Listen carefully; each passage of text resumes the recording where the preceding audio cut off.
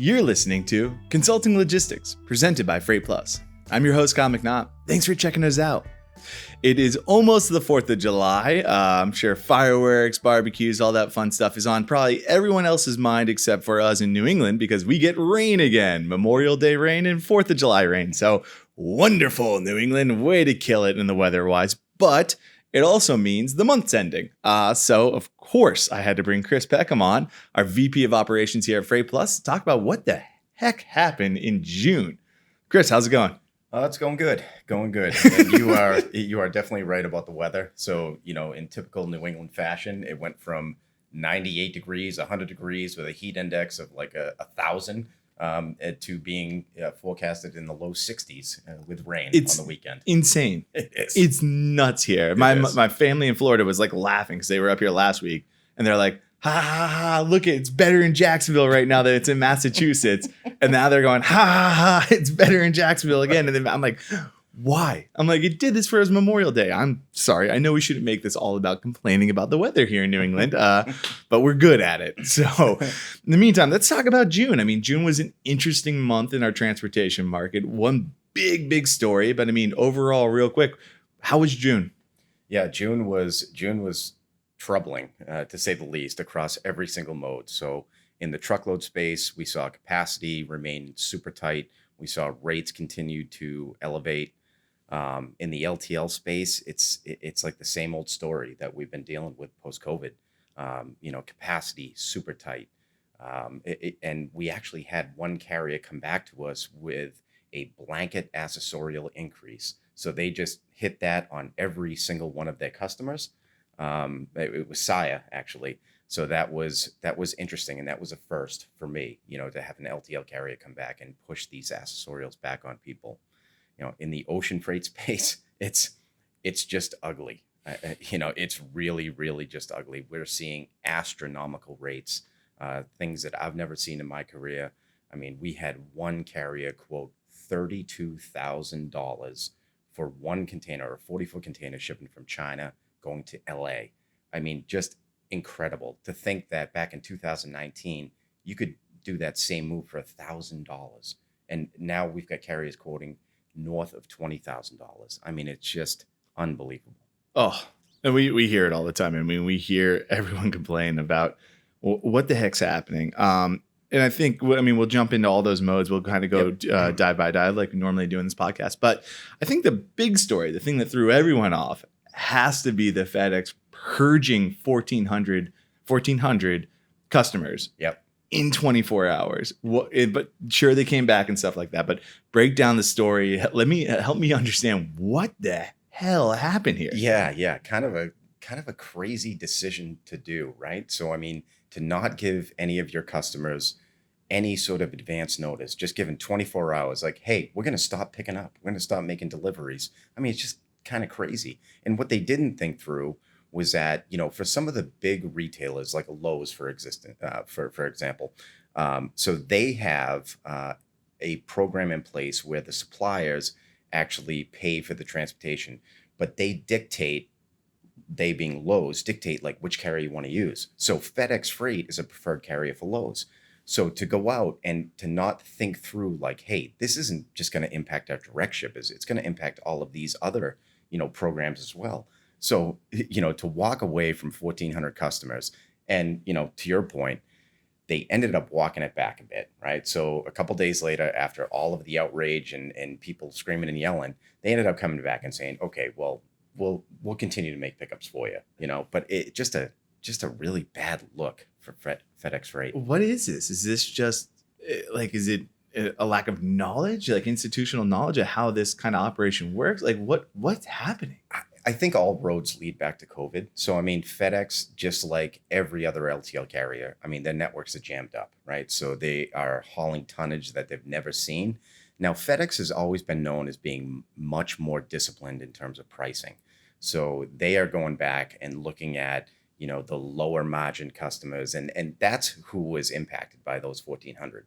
They're looking at their margins and just saying, okay, all right, so you guys are now, we're not going to haul you guys anymore. And we can go back and say that our networks are jammed, everything, our tonnage is way up.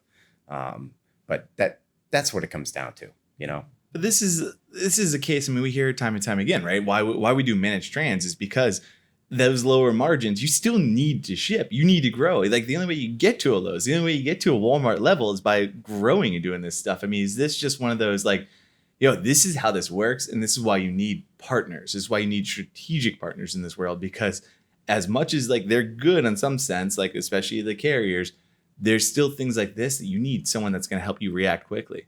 Yeah, no, I couldn't agree more.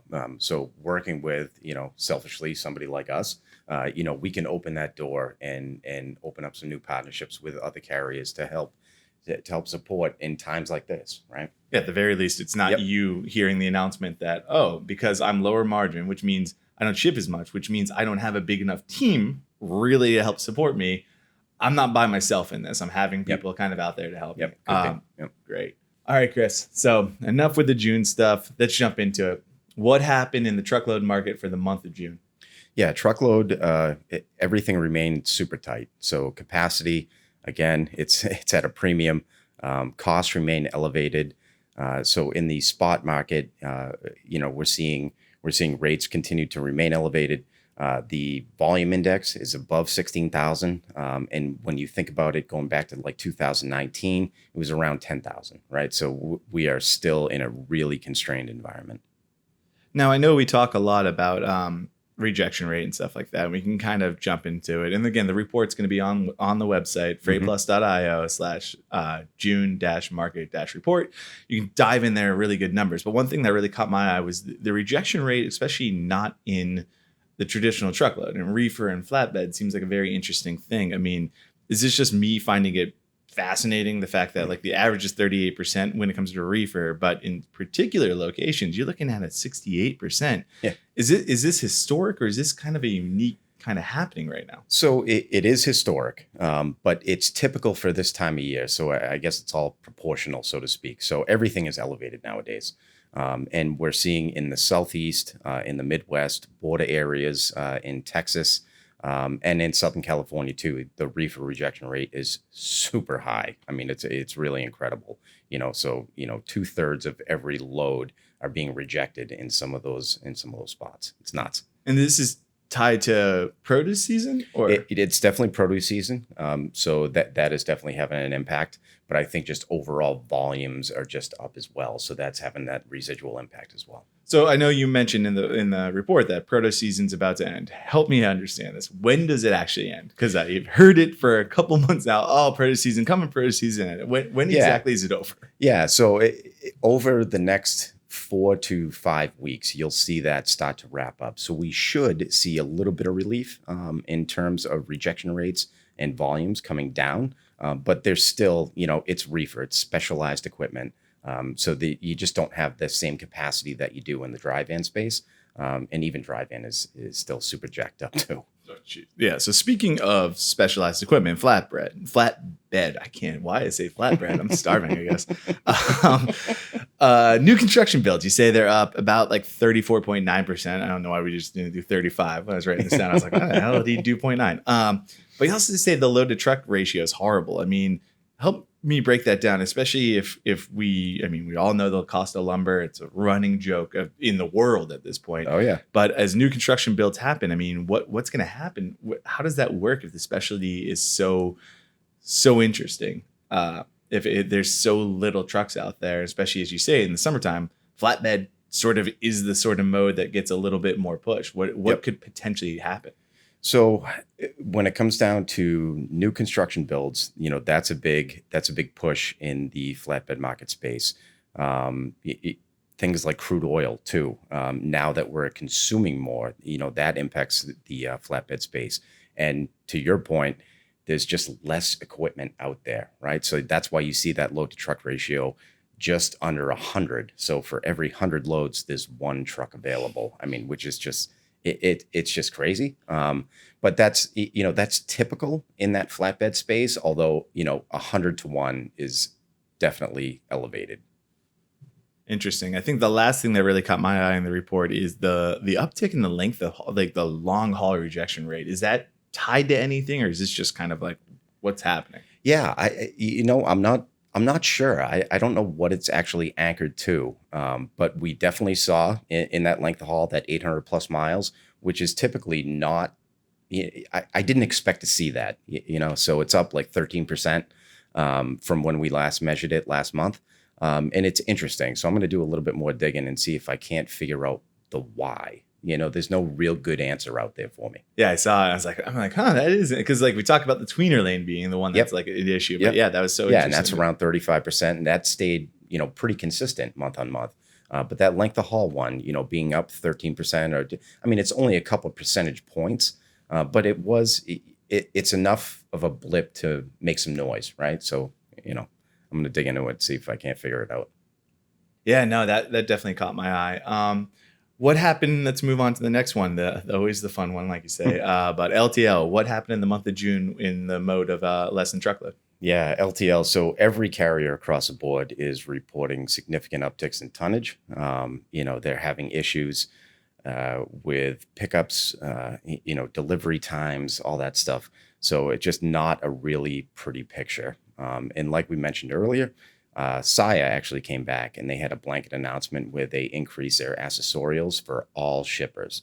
Now, we're currently in negotiations with Saia for a client. We were able to mitigate some of these stuff, but for all intents and purposes, it was a blanket increase. So carriers are doing everything that they can, whether it's investing in more equipment, paying more for drivers, building new terminals. There was one carrier who said year to date they've paid $2 million in overtime alone for their employees. And it's just because everybody is so far behind, Yeah, we can dive into it more, but it seems like right now there's just nothing really to talk about. It is what it is. There's no real relief coming, right? No, the relief in theory is technically what FedEx did, which you really don't want to be the relief. Because unless you're one of the large shippers and the people working in those huge volumes, you're going to be on the bad end of how they find relief. Yeah. No. And we continue to see it. So there are carriers who are just declining to participate in RFPs. They're not willing to take on new business. So it's just, and there are pockets of availability, geographically, depending on the carrier and the network and how it's operating. So it's not all doom and gloom, but it's a not too distant cousin. Yeah, this isn't an optimistic podcast. No, it hasn't been optimistic the whole year. Is there any? So the FedEx move, I guess one last question is, I'm hoping because of how poor it was received, that there's not like there's a way we can do this and like possibly purge some more lower margin shippers. Is there any noise with that happening in LTL? No, I haven't heard. So hopefully, this would just be a really bad example for all the other carriers out there on what not to do. And FedEx has done a little bit of circling the wagon, so to speak, and trying to put a little bit of a spin on it. But at the end of the day, it's just a really bad look, Definitely. Small parcel. We haven't talked about this for actually a couple of times, a little while. But something interesting happened, right? It's not all FedEx is being the bad guy. UPS said, "Here, hold my beer." What happened in small parcel in the month of June? Yeah, so UPS came out and they announced their peak season surcharges. So they increased their surcharges on the large package, the additional handling. And it's all around the domestic deliveries. So, again, all roads lead back to COVID. So our buying patterns have changed. As consumers, we're buying just more stuff, having it delivered to our house. So for a UPS and a FedEx in the small package space, that's just a more expensive delivery, right? So, where they really make some good margins is delivering to a business, right? So we're having a bunch of packages deliver at one time going to a business. That, one-off package going to our houses, that's more expensive for them. So that's what they targeted. And it's pretty significant. Now, they really focused on the large shippers. So if you shipped 25,000 packages per week in any week in February of 2020, if you go above 10% of that, then you will get hit with a surcharge. And then there's a whole tiered structure that's outlaid in the report. That could go all the way up to, an extra $6 per package. It's really significant. So you got to make sure that if you fall into that category, you're talking internally to your finance people, because that is just going to erode your margins. We actually, I mean, if any listeners or watchers are interested, you did a whole white paper about how small parcel and package kind of works. And it's interesting because one of the big takeaways was like, you got to get yourself digital. You got to understand what your shipper profile looks like. Have to. And Yep. this is just another clear example of, if you don't know this, you're kind of just up the creek with this. Oh, yeah. Yep. Yeah. No doubt about it. So you need to understand your profile. You need to understand the modes that you're operating in, your split between residential, commercial deliveries, all that good stuff. Listen, all this data is available, and FedEx and UPS can provide it to you, but you just need to know the right questions to ask, and we can help with that. Absolutely. Intermodal. How did IMDL perform in the month of June? So intermodal, they've had a whole bunch of struggles too, with the import volumes being significantly elevated. That generally translates to significant volumes in the intermodal space. So they are, they're struggling with equipment shortages. The Norfolk Southern actually had an embargo on eastbound freight coming out of Chicago. So they are just like refusing to take on new business. So we're still seeing issues. So the dwell time coming out of Southern California right now is just over 10 days. Now, that's better than it was last month. It was 12 days last month, but this is the second all-time high, right? So it's just not good. So the ship finally gets in, and then once it's discharged, once it gets to the rail ramp, it's taking 10 days just to get moving. I mean, it's tough. Yeah, so it takes 10 days to get in, and it costs you $40,000 to get the damn thing there. I'm sure you got to be psyched about that information. Yeah, it's tough. Speaking about ocean, I hate talking about this one, but I know. How did ocean perform in the month of June? Awful. Yeah, it really just god awful. On time schedules are below 40% globally right now. Coming into the West Coast, it's under 30% on time, which is just nuts. In the ocean space, we had another significant disruption in the overall industry in Yantian. So there was a big COVID outbreak, which means that, productivity was significantly lowered. We've got carriers doing blank sailings, which just means that they're not going into Yantian. We had the residual impact on some neighboring ports in Shekou and Nansha, which were just overwhelmed with volumes, being diverted away from Yantian. It's just crazy. And at the end of the day, all that does is it gives the carriers another avenue to elevate costs. So there's going to be a GRI coming out tomorrow. So there will be yet another increase in freight rates. And then there's going to be another one on July 15th, which is just absolutely crazy. So the FMC, the Federal Maritime Commission, is putting together a council to get together to talk about what's happening in the ocean freight space. Now, it doesn't really have any teeth, so they don't have any regulatory oversight on these ocean freight carriers, but at least it's something, right? And the NRF, the National Retail Federation, John Gold, who I know, he is trying to get some desk time with the Biden administration just to talk about what's happening here. And, maybe it's something, maybe it's nothing, but at some point, there has to be a regression to the mean, right? I mean, these costs, paying north of $20,000, $32,000, like we talked about earlier, on that one spot quote that I stumbled upon. It's just crazy. And some of these smaller shippers, they're just going to go out of business, right? If you're a low margin shipper, and you're just bringing in trinkets, but whatever it is, and if you're not making a heck of a lot of money, but you're dealing with volume, you're just going to go out of business. I mean, it's just crazy.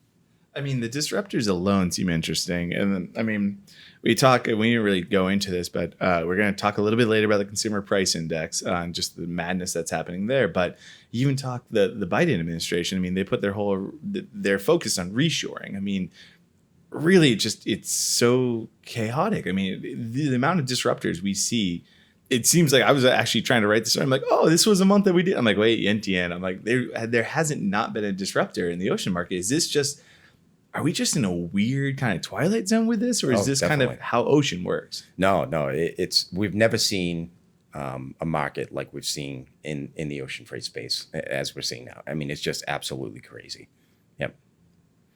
Yeah. Sorry, I'm just like, it's so madness to me too, because it's not like I mean, the Suez wasn't a COVID problem. Like Right. these cranes crashing aren't really COVID problems. NTN's the first one that's actually a COVID problem. Like every other mode seems like it all more or less ties back, but it seems like ocean just random. And then on top of it, there is still that COVID problem. So like you're getting just like the worst of the worst. Yeah, definitely. And Yantian is the fourth largest terminal in China. So, just to give it a little scope and scale, they moved 13 million TEUs in 2019. And for perspective, the port of LA moved 9 million, right? So this is a massive port. So when something happens in Yantian, the entire globe is impacted. All right, let's move on over into indicators, especially the fuel one. I think that's one that's very, very interesting. Talk to me a little bit about what's happening kind of with diesel and the on-highway fuel price in the month of June. Yeah, so the newest release just came out on Monday night, and we're at $3.30, which is 6% above where we were in 2019. So I hate trying to baseline anything off of 2020 just because it was such a screwed up year. Now consumption's up, right? So domestic air travel is up, and all of that ties back to crude oil. And crude, actually, just on the way in this morning, it's over $75 a barrel. And we haven't seen that in quite a while as well. So everything ties back to crude oil. But as consumption is up, it's the summer, so we're driving more. So we're paying more at the pump for sure. So this is just supply and demand. It is definitely supply and demand. There's no legislation that's coming out of the administration today that's negatively impacting the price of diesel or normal gasoline. It is truly just a supply and demand thing. So these refineries need to open up, start doing it, start giving us some more stuff. You have it, like this is the only reason the price is increasing. Yeah, and it comes down to OPEC too. So OPEC is meeting this week to decide if they're going to up their production.